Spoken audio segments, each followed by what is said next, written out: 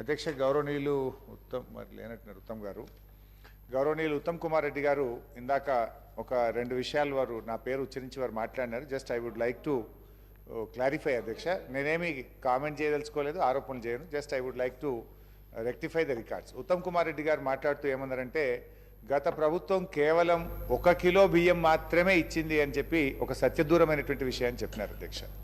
యాక్చువల్గా రాష్ట్రంలో ఉండేటువంటి 89,99,000 కార్డులలో కేంద్ర ప్రభుత్వం ఇచ్చేది 56 లక్షల కార్డులకు మాత్రమే ఇస్తుంది. మిగతా 34 లక్షల కార్డులకు మొత్తం 6 కిలోలు కూడా రాష్ట్ర ప్రభుత్వ ఖజానా నుంచి మనమే అచ్చంగా ఆ 6 కేజీల బియ్యం ఇచ్చినమనేటువంటి విషయాన్ని మీ ద్వారా సభ దృష్టికి తెస్తా ఉన్నారు అధ్యక్ష. ఉత్తమ్ గారు ఏం చేసిందంటే మొత్తం ఇదేదో కేంద్రమే ఇస్తుంది, 1 కిలో బియ్యం మాత్రమే రాష్ట్ర ప్రభుత్వం ఇచ్చిందని చెప్పే విషయం చేసినారు. ఇది పూర్తిగా సత్యదూరమైనది. రెండో విషయం అధ్యక్ష, 54 లక్షల కార్డులకేమో 1 కిలో బియ్యం ఇచ్చాం, మిగతా 34 లక్షల కార్డులకు మొత్తం 6 కిలోల బియ్యం రాష్ట్ర ప్రభుత్వ నిధుల చేతనే ఇచ్చాం.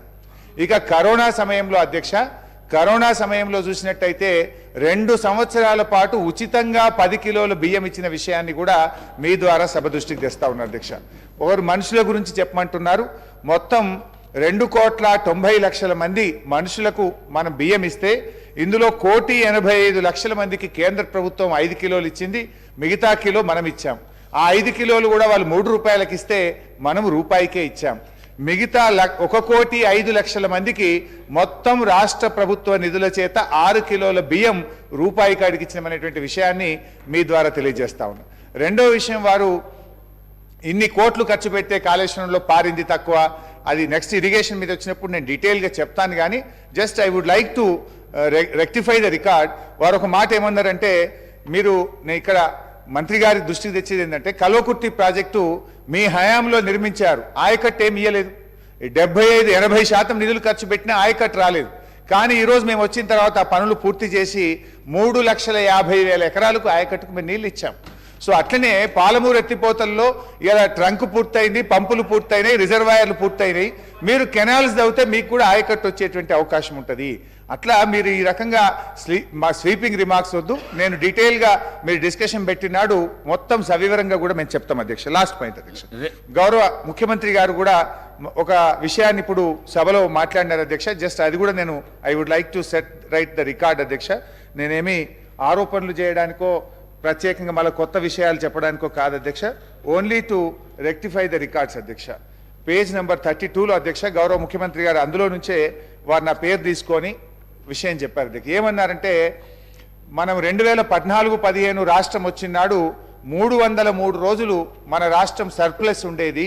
కానీ మరి హరీష్ రావు గారు ఫైనాన్స్ మినిస్టర్ అయిన తర్వాత పూర్తిగా సర్ప్లస్ దినాలు తగ్గినాయని చెప్పారు అధ్యక్ష. కానీ ముఖ్యమంత్రి గారు కానీ ఇవాళ అందరూ కూడా ఏం చేస్తారంటే కన్వీనియంట్ అంశాలు తీసుకుంటున్నారు.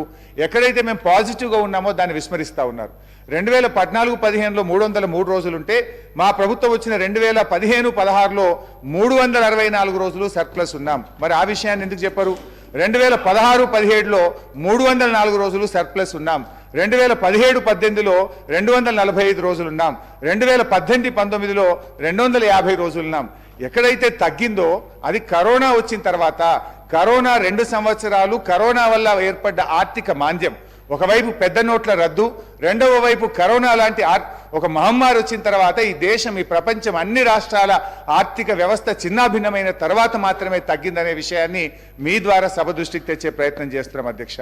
అయితే అధ్యక్ష, ముఖ్యమంత్రి గారు కేంద్ర ప్రభుత్వంతో కలవద్దా అన్నారు. మీరు కేంద్రంతో కలవండి, కేంద్రంతో మాట్లాడండి, అవసరమైతే అఖిల పక్షాన్ని తీసుకుపోండి, మేము కూడా మీ వెంట వస్తాం. రాష్ట్రానికి న్యాయబద్ధంగా రావాల్సిన ప్రతి పైసా కోసం మీకు మేము సహకరిస్తాం, మీ వెంట మేము ఉంటాం. మీరు కేంద్ర ప్రధానమంత్రిని కలవండి, కేంద్ర మంత్రులను కలవండి, ఆ ప్రక్రియలో మేమేదైనా సహకారం